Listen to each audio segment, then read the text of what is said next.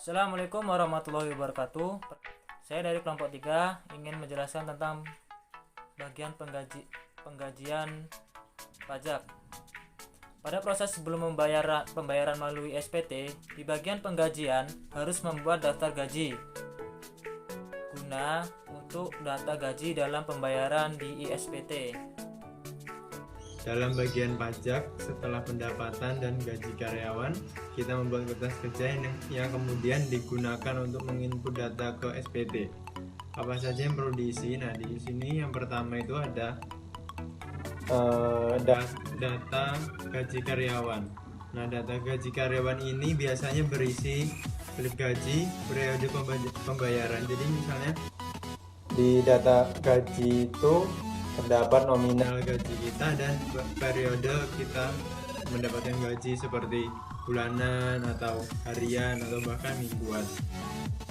Yang kedua di sini ada buat kertas kerja. Nah, kertas kerja yang dimaksud di sini tuh suatu daftar tempat pencatatan neraca saldo, penyesuaian serta penggolongan akun buku besar yang dipergunakan sebagai alat bantu untuk menyusun laporan keuangan.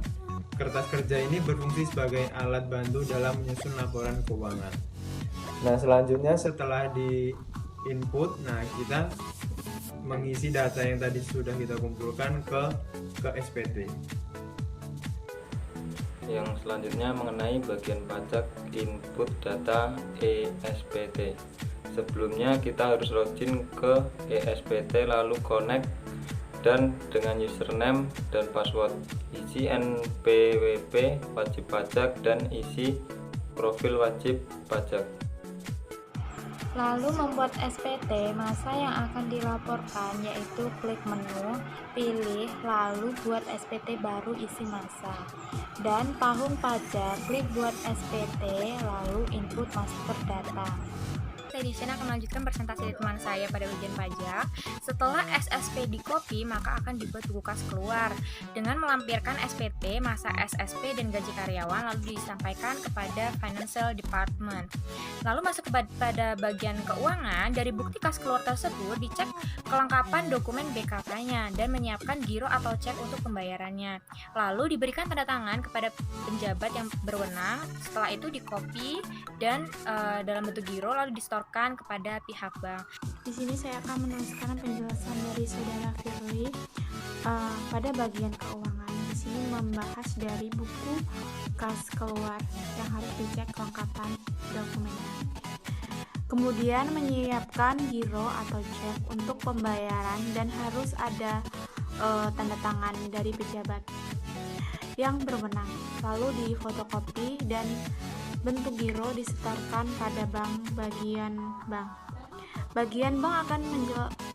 Di bagian bank akan dijelaskan oleh saudara Nina.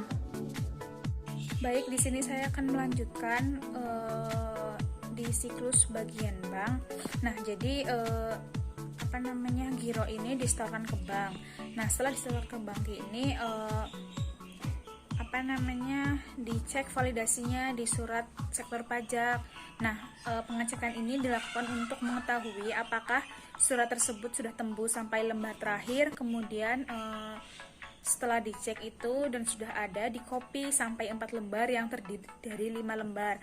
Nah, 5 lembar ini terdiri dari surat wajib pajak, kemudian lembar untuk KPPN, lembar untuk KPP, lembar untuk bank, dan juga lembar untuk arsip. Di sini saya melanjutkan materi dari rekan saya sebelumnya. Sekarang pada bagian terakhir, yaitu bagian kantor pajak. Di sini itu penjelasannya pada bagian kantor pajak SPT masa PPh 21 dicek terlebih dahulu apakah semua dokumen sudah ditandatangani atau belum.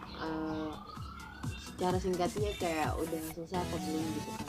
Lalu lapor ke KPP, kemudian tentu mencetak dan menerima bukti tanda terima, lalu disimpan sebagai arsip. Baik, sekian penjelasan dari kelompok kami, kurang lebihnya kami mohon maaf. Saya akhiri. Wassalamualaikum warahmatullahi wabarakatuh.